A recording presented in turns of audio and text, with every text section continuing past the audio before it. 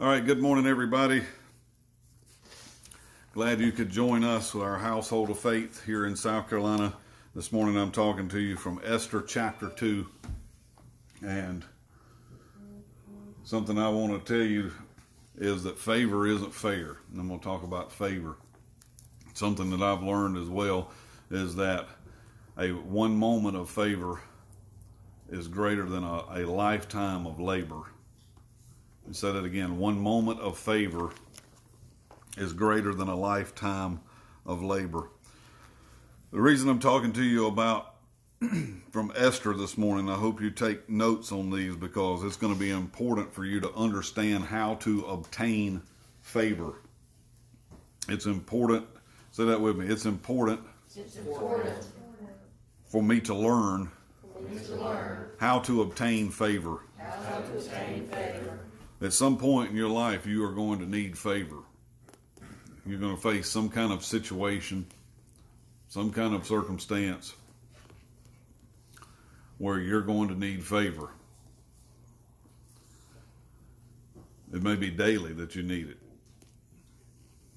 I need favor in my life because I've learned that favor is greater than labor.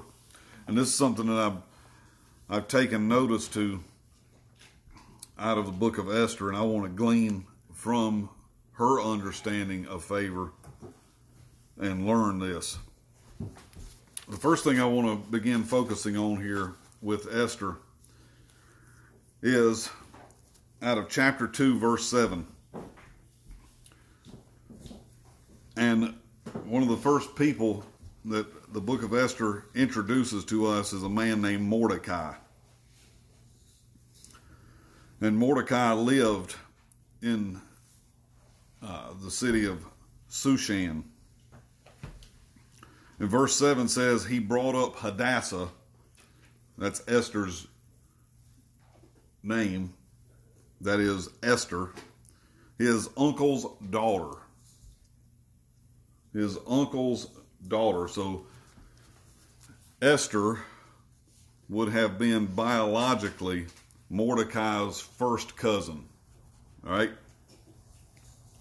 And it says in verse 7, the maid was fair and beautiful, whom Mordecai, when her father and mother were dead, took her for his own daughter. He took her for his own daughter. So one of the things that we come to an understanding here about from the book of Esther. Morning, Scott. One of the things that we come on in and find you a seat. Somebody can have this one if you'd like. This is a good, comfortable seat. All right, I'll take it. We just got started into the book of Esther. It might be too comfortable. Yeah, I ain't gonna let you fall asleep. Huh? We're in the book of Esther, chapter 2. Esther, chapter 2. We just got to starting in this. So one of the things that we're looking at with Esther, chapter 2, verse 7 says that she did not have a father or a mother. I've got that highlighted in my Bible. So Esther was an orphan. Isn't that unique? Of how God is going to take someone who's an orphan and make them a queen. And this didn't just happen without certain interventions. So we see that Mordecai here, he is her first cousin. And it says that when her father and mother died, that he took her for his own daughter. So if you were taking notes, I wanted you to write down at the top, a father, a future, and favor. And this is one of the things that I find important. And I'm going to talk to fathers for just a minute. One of the things that a father has to understand is a father has to understand that you are born with a purpose. You are born with a purpose. I believe that Esther was born for this very purpose of what is about to happen. You know, a lot of times people quote out of the book of Esther, it was for such a time as this. She was born for this time. She was born for this purpose. What is Esther's purpose? I believe ultimately her purpose is favor. And that what we're going to learn from Esther is how to obtain favor. But this did not happen in Esther's life without Mordecai stepping in. One of the things that I try to remind myself of is that a father's role is to shape a child's identity towards their God-given purpose. I believe every person in this room is born with a God-given purpose, and your purpose is unique to you. It's as unique as your fingerprint, because God is that specific. You know, you can have twins that look identical, but they'll have different fingerprints. And I believe that your purpose is literally God's fingerprint on your life. It's what He intended in your life. Whether you fulfill that purpose is another matter. Because I believe that your purpose is God's will, but God's will isn't always done.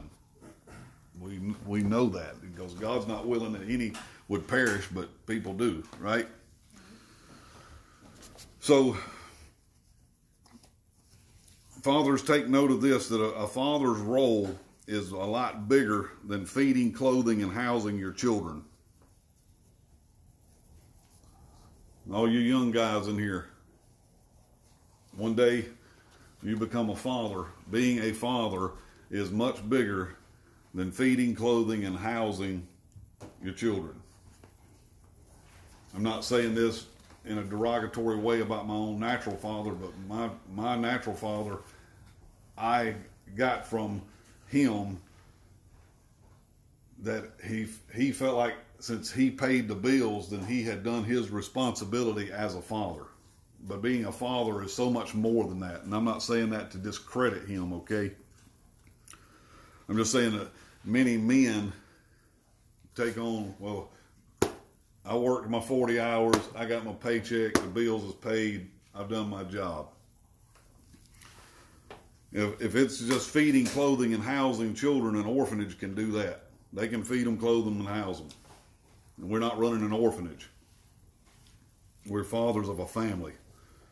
So a father takes on an active role towards shaping who you become. And that's what I see Mordecai doing here.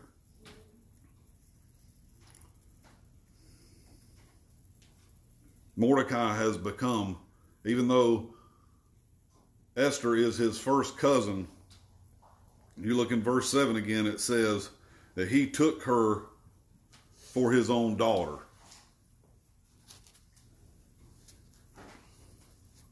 He took her for his own daughter.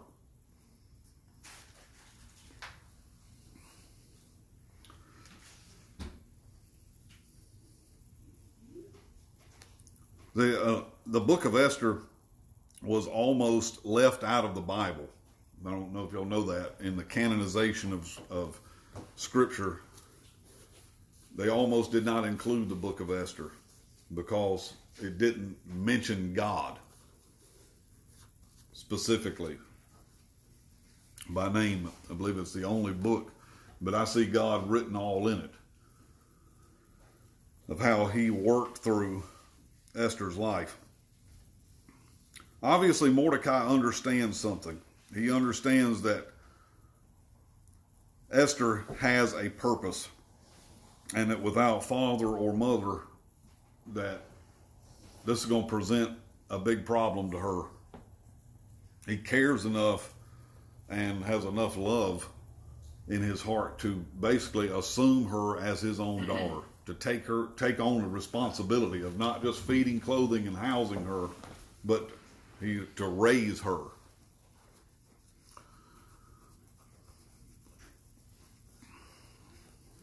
One of the things I wanted to tell all the fathers, anybody that's watching me, this is what I find sometimes is one of the most difficult things in fathering, is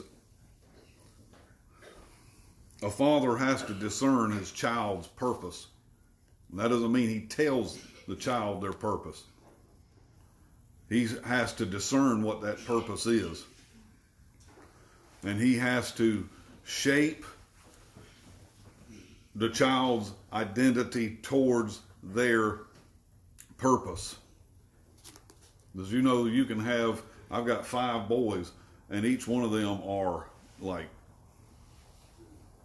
I mean, you couldn't pick 5 people that were completely different in every way. Personality, reactions, temperament, thinking. I mean, they're all different. But they all came from the same father and mother. So, you've got to father them specifically how they are made. And, there's no cookie cutter to doing that. So it is my role as a father. I hope all of you fathers would write this down. It's my role to discern my child's God-given purpose. And that requires wisdom, and it requires patience. Because you may not always get it at first. You may not always understand. You know that, the Bible says that children are a heritage from the Lord. This is how God intends to bless us. He says, blessed is the man whose quiver is full. He's talking about with children. The one thing I don't want to do is misidentify a child's purpose, and I surely don't want it to go unidentified. All right, you with me? And I do not want to take away the pleasure of my child discovering that purpose for themselves. Because I may be able to discern it and discern it prophetically, but there's a great pleasure in them discovering it for themselves. So sometimes you're going to have to let them make mistakes where you could save them a lot of pain and heartache, and you just have to get out of the way and let them, when my children were learning to walk, I can't hold their hand. I've got to let them fall so that they learn how to get back up. And sometimes you've got to let people experience certain pains in life in order for them not to repeat it, or they'll drag you into it with them. You with me on that? Especially when you got adult children. Everybody got adult children, and I know exactly what you're saying. So a lot of times a child's purpose is held in secret. And a father has to learn how to shape with his hand and moreover with his heart.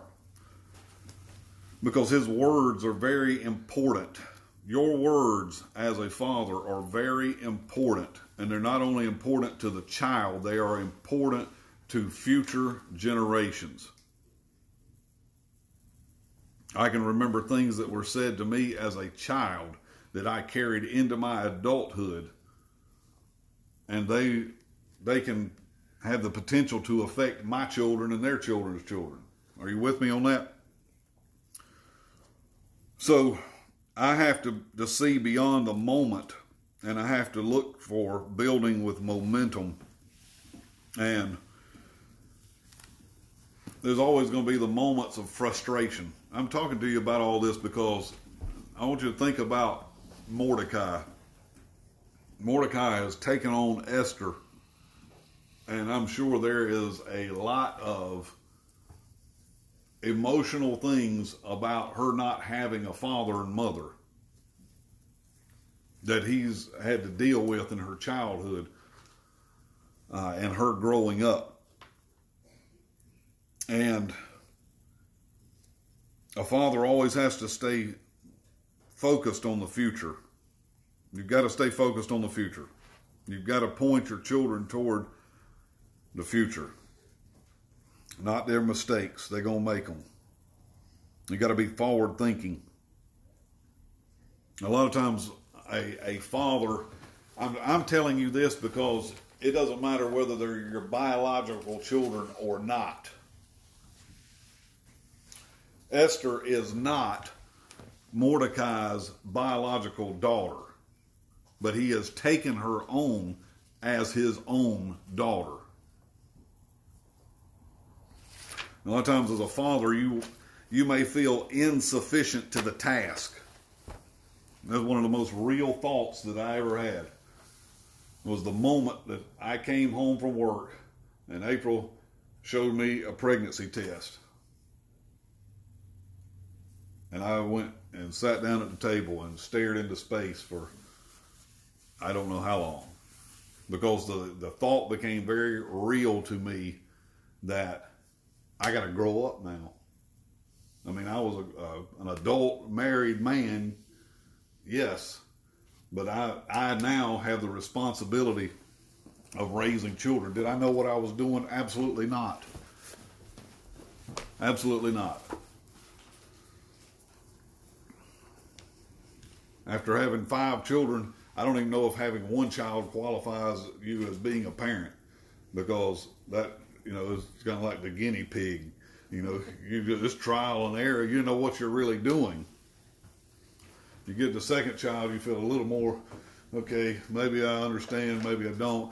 Then you get on down third, fourth, fifth. I can't speak beyond that. Y'all that have multiple children understand what I'm saying. Your parenting skills change. The way you look at things, you get older. I don't parent anything like, I used to. That's all changed. So, 7 things that I find right here in Esther 2. I want you to write these down for yourself. 7 things that Esther understood. Let me stop before I give you that and tell you this. Mordecai becoming a father to Esther is proof to me that someone other than your biological father can father you. All right? It's proof to me that someone else can step in. Because fathering ultimately is a set of skills. Any man can have children. But not every man can be a father to a child. If that makes sense. Does that make sense? I believe it's something that's passed down. Malachi says that God's going to turn the hearts of fathers to the children and children to the fathers. He said, lest I smite the earth with a curse. So what is it that, and furthermore, here, what would Mordecai have to gain by taking on a daughter? Because, in past civilizations, daughters were not as fairly looked upon as having a son. Because they became the lineage. So he's taken on someone who is orphan spirited here. Esther, let's look at this. 7 things that I've noted about Esther. Number 1 was she knew how to bring pleasure into an atmosphere. She knew how to bring pleasure into an atmosphere. Esther 2 and verse 9, it says, the maiden pleased him. He's talking about the keeper. This is Ahasuerus, King Ahasuerus. She was brought into the custody of Haggai, as into the king's house, and he is the keeper of the women. In verse 9 it says, the maiden pleased him. She knew how to bring a certain pleasure into the atmosphere. You ever been in the pleasure of, or been in the atmosphere or been in the presence of people that are not, they don't know how to bring a pleasing atmosphere into a room. It's like the person that walks in the room and everybody cringes. You don't know what they're going to say, what they're going to do. She knew how to bring a certain pleasure into the atmosphere of a place. Second thing is she knew how to obtain kindness from others. Let's look on in verse 9. It says, and she obtained kindness of him. This isn't just happening. Listen to me very closely. Don't misunderstand what I'm going to say here. This isn't just happening by miraculous power. This is happening because Esther knows how to conduct herself. She has been prepared all her life for these moments. And it's not just going to change her life, it's going to change the life of an entire nation of people and their future generations. That's how important, listen to me very closely with what I'm telling you, that's how important your purpose in life is. Because your purpose has the potential, your God-given purpose has the potential to shape communities and neighborhoods and families and future generations. You've got to see your life as bigger than getting up and going to work and earning a paycheck and paying the bills and getting through the month. Because your life is so much more than that. That is not the lens in which God is looking at your life. And I know that you have responsibilities. But you've got something, God's got something bigger in mind for your life. Number 3 is that she understood grace and how to be poised. You don't know what that means, to be poised? She knew how to conduct herself in this sense. Going on in verse 9, he speedily gave her things for purification. I mean, he put a move on quickly to get her what she needed. He didn't drag his feet. With such things as belonged to her, and he gave her 7 maids, which were meet to be given her out of the king's house, and he preferred her and her maidens. What favor that she knew how to conduct herself in, it affected everyone around her. That's ultimately what I'm talking to you about today, is how to obtain favor. Because you'll see this in Esther's life. Everywhere she goes, she knows how to obtain favor. I mean, the Bible tells us that a man finds a wife. Proverbs 18:22 says, when a man finds a wife, he finds a good thing and obtains favor of the Lord. It's a favorable position. In other words, what I'm telling you is favor can be obtained. I didn't say it can be earned. I said it can be obtained. All right. Going on in verse 9. And he preferred her and her maidens unto the best place of the house of the women. He put her in the best place. Something about Esther calls this guy isn't just some, little scrub. This guy he's the keeper of the women. In other words, all the women that are going to be brought before the king to become the next queen, the concubines, and this guy oversees this. Ahasuerus was not a man to be trifled with. I mean, your head would come off if you didn't conduct yourself properly. I mean, if you know kings, they don't seem to have a problem with lopping people's head off. So his life is always on the line in this matter. Verse 10, Esther had not showed her people nor her kindred, for Mordecai had charged her that she should not show it.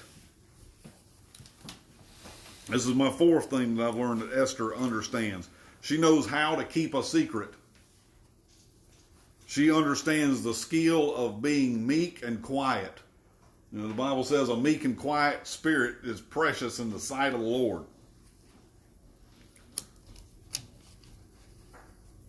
She knew how to keep a secret. And I'll follow that with another point, is that she knew how to follow an instruction. Mordecai told her, do not reveal that you're a Jew. Keep it a secret. And she followed that as an instruction. Let's go on in verse 11, and it says, and Mordecai walked every day before the court of the women's house to know how Esther did. I mean, he has a father's heart toward her, and what should become of her. What should become of her?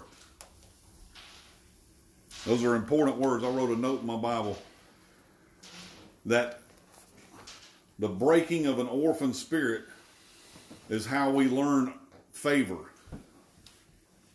That it is not earned, but it's learned.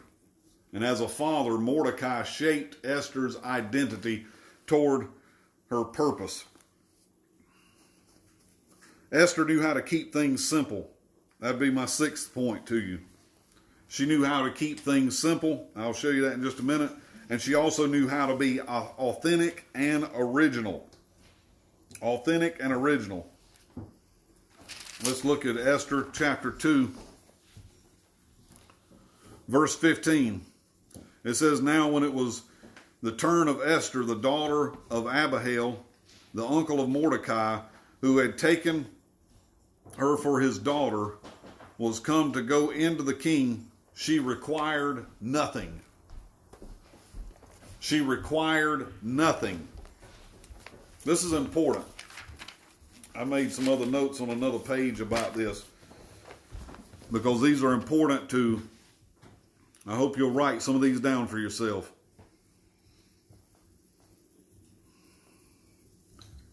Some people require too much and they become a source of irritation rather than learning how to obtain favor.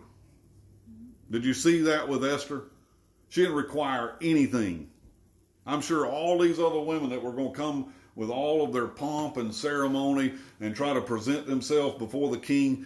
I mean, this is your one shot in life to become the queen of the most powerful nation or an empire on the face of the earth. I'm sure they had these processionals and they probably got a band going before them. And what does Esther do? She required nothing.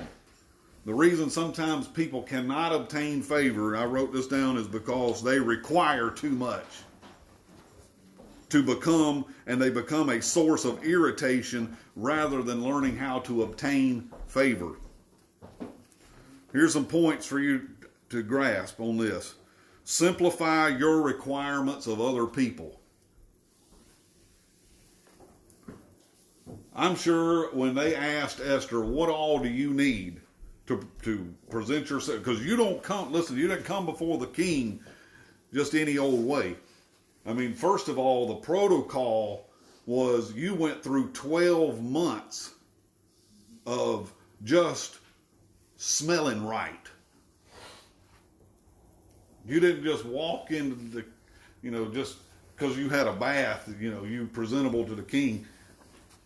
She went through 6 months of oil of myrrh and then 6 more months of sweet fragrances.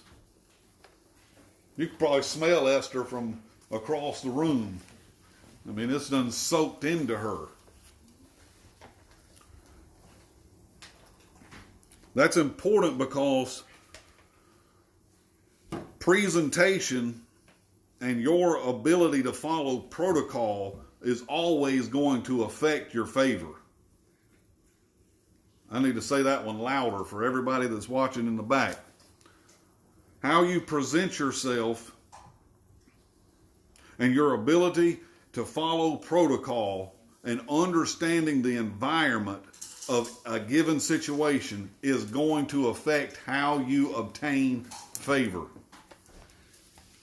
Bishop Crites always said it this way: people see you before they hear you.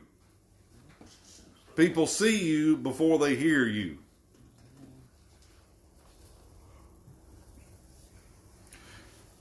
Your ability to bring pleasure into other people's lives directly affects your favor with right people. Let me say that one again for all the people in the balcony back here on Facebook. Your ability to bring pleasure into other people's lives will directly affect your favor with right people. Wherever Esther goes, she knows how to obtain favor. She has Haggai's favor, and now, if you look in verse 14, in the evening she went, and in the morning she returned to the second house of the women, to the custody of Shaashgaz, the king's chamberlain, which kept the concubines, and she came in unto the king no more, except the king delighted in her, and they were called by name. That's where she's at now. And going on in 15, when it says that she required nothing but what Haggai, the king's chamberlain, the keeper of the women, appointed, Esther obtained, are y'all reading that with me? The last sentence of verse 15, and Esther obtained favor in the sight of all them that looked upon her. This woman blows my mind. I mean, and she's going to blow the king's mind. Because out of all, I mean, this guy can basically pick any woman in the world to become his queen. If you go on, it says in verse 17, the king loved Esther above all women, and she obtained grace and favor in his sight more than all virgins. Some things to note before I stop here, because this is something that I am actively working on. Now you're not going to get everybody's favor, obviously, but the Bible does tell us this, that Jesus, he increased in wisdom, stature, and favor with both God and man. It's one element to have the favor of God. And of course, we want that more than favor with men. But there are points in your life in which you're going to need favor with people as well. Now, I reckon you could argue the point and say, well, won't God just do that for me? Not everybody's going to like you. I got plenty of people that don't like me. I don't know why. I can't figure it out, but they don't like me. Oh, well. I mean, I can't. And some I may be able to change their mind, and some I may not. But all I can do is know how to conduct myself. That's the only thing that I can do. I'm not trying to change anybody's mind or try to convince anyone of anything about me. The only thing that I can do is control how I act, how I react, and what I say, and how I conduct myself. So here's some things that I've learned concerning this and gleaning from Esther. One was to simplify my requirements of other people. The second was to let go of many of my expectations. You know, most of the time I've found that when I got disappointed, I wasn't disappointed in what the other person did. I was disappointed in my expectations of another person. I expected more than I got.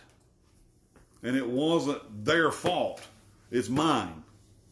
Because I expected something that I didn't get. Does that make sense? Uh-huh. Okay. I was just hoping it did. It does. It may make sense in my mind, but I don't always know if I'm communicating it properly. So here's what I've learned along with that, is for me to stop trying to extract my happiness from expectations of other people. If you don't do what I expect you to do, then I'm not going to allow it to affect my happiness, because I'm not going to get my happiness from what you do. My happiness, my joy, my peace, my life, it comes from God. not from other people. I'm not trying to get other people to make me happy. Something about somebody that operates in their life like that, it's like they will automatically learn how to obtain favor. I believe Mordecai has taught Esther all of these things. She knows how to bring, she brings in with her an atmosphere of favor. I mean, it's going to happen. It becomes an automatic thing because ultimately it's her purpose. If you are that's where I derive a tremendous amount of my happiness and joy from, because I found that my purpose generates for me a certain joy, and it's coming up out of me. It's like, Jesus said that, the water that I give to you, that it will spring up out of you, and it will be waters, of everlasting life. The waters that are already in me, what he already put in me, the greatest joy that I have in living out of my purpose is not the fact that I know what my purpose is. It's the truth of me giving it away. That's the greatest joy, is when I know that what I've said or done has positively affected and changed someone else's life. There's no greater joy than giving in that way. When I had somebody message me recently, and I haven't known them that long, but they've been listening to me on Sunday morning, on Sunday night and Monday night, and actually I've had several, and they said, your words have caused my life to shift direction. Your words have caused me to regain a focus that I haven't had in years since I was in my youth. Your words have caused me to make different decisions. When you get feedback, let me tell you how important feedback is. To tell another person, and I'm not just saying to give somebody a pat on the back. It's a great encouragement to other people when they know that what you're doing has changed the course of their life. That's a blessing, Lenore. There's no amount of, I make good money, but that does not equate in any way. There are certain things you can't buy in life, and I'll tell you one of them you can't buy. You can't buy loyalty. You cannot buy loyalty, and that's one of the things that I have found about favor, is that favor will bring certain loyalties into your life that it doesn't matter what you do, you couldn't earn it. You can obtain favor, but you can't earn it. It's like loyalty. You can obtain it, but you can't really earn it. Now, it can be broken. Let me finish with these and I'll be done, all right? One of the points that I made here is that no one enjoys the presence of a brat. Nobody enjoys it. Does anybody in this room enjoy the presence of a brat? No. Esther is everything but that. She doesn't require anything. You ever notice a brat, they always requiring more and more? I can remember before April and I had kids, we were going through Walmart in Gastonia. That was a terrible Walmart. But that was our only entertainment. We didn't drink or party or nothing like that. We were in Bible college. So we went to Walmart for entertainment. And I would see people with kids in their buggy, and the kid would be screaming and squalling and contorting their body. And I'm thinking, please, for the love of God and the sanity of everyone in this place, can you please do something with that child? And it was like it was normal to them. They just let the child, flail all over the place. And when we had our first son, Ezekiel, we were in Walmart. And I don't know whether he saw another child do this or it's just natural to children, but he tried it. It's natural to children. That's what I thought. He tried that. And I was like, oh, no. No, I've seen this before. And if it goes unchecked, it just gets worse. So I looked at him. He was sitting in the buggy, and I said, do you want to go to the bathroom? And he was like, no, I don't have to go to the bathroom. And he went back. And then I said, we're going to the bathroom. And I wheeled that little buggy to the bathroom, and I took him in a stall, and I tore his behind up. And the next time that he tried that, I'm walking through Walmart, and he tried that scenario again. And I looked at him and I said, you want to go to the bathroom? He said, oh, no, Daddy, I don't want to go to the bathroom. So we didn't have that problem anymore. But nobody enjoys the presence of a brat. And when someone has a bratty attitude, when they require more of a situation than is needed, that person is not going to obtain any favor. Do you see what with Esther? She knew how to require nothing. I don't need no more sugar for my coffee. I don't need anything else. I'm fine. Everything's good. In other words, she's not putting a burden on people. So that's a note to myself. Don't be a brat, Todd. Yeah, Todd. Many adults have the demeanor that everyone is here to serve my needs. That's a problem. That's not a person that's going to obtain favor. Please, for your own sake and obtaining favor, please drop, if you have the attitude of an aristocrat and that everyone is peasants and that they're here to serve you. My children have, we check them on what they say to each other, right? We don't we try not to let them call each other stupid or idiot or dummy or anything like that. So they've started calling each other peasants. And like, there's no one in this house a peasant. We're not peasants here. We're not beggars. We're not peasants. They're always trying to find, a word to demean the other. So, but do this, all right? And I'll be done. Lower your expectations of other people to serve your needs, and you'll increase in favor.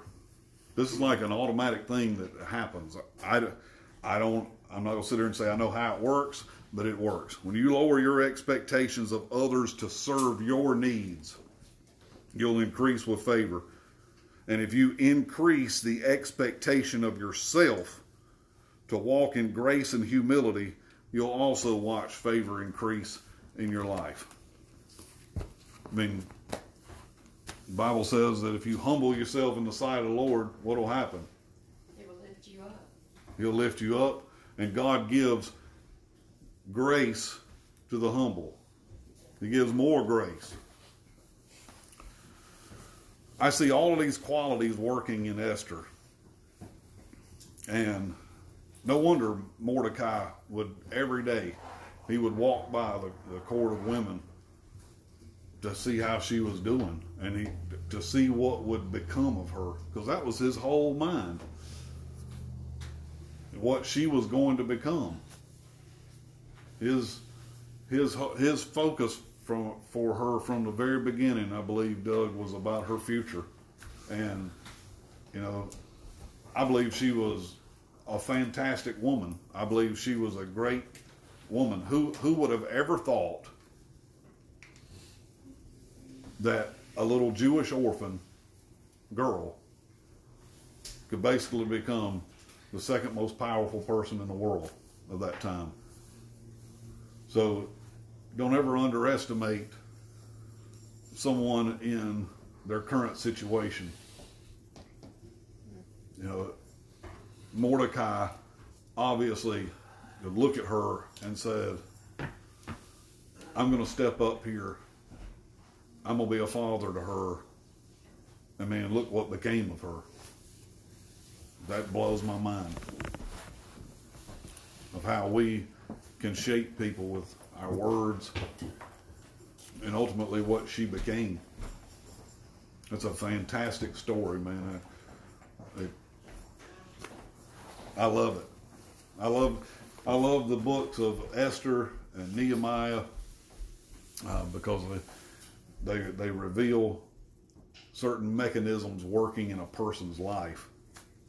And ultimately, I think that is Esther's purpose, is favor. And that's what we learn from her. That's what we glean from her. How to obtain favor. You're going to need favor because one moment of favor is greater than a lifetime of labor. You can work and work and work and work and never get to where you want to be. All it takes is one moment of favor. When she walked in the room, I mean, this man has seen many, many women. He said, wow, that's the one. There's always somebody, when God's going to change your season or change your life, he will bring another person in. And ultimately, this woman becomes a great benefit to him because some of the people closest to him was trying to deceive him, Haman. And she changed that whole situation. Because Haman had it in for Mordecai. There's always an enemy of a father. But his raising her, think of it this way, his raising her became the way that the enemy's strategy was defeated. Because Haman was going to have Mordecai hung. But she prevented it. Just think, if he would have never taken on Esther as his own daughter, what would have happened? So, everybody good? Hey, thank you for joining me, everybody, this morning. Let me see who I've got with me before I leave. I'll be on at 8 p.m. tonight. I'm going to have a special guest with me. Joe Doherty is going to be with me from Las Vegas live. Let's see who I've got here. Nancy Lee Gracie, glad you're here. Christopher Jingo, glad you're here. Becky, David, glad you're here. I will see you all tonight at 8 o'clock. I'm going to finish up with my household of faith. It's 12:19 and it's time for lunch. I'll see you.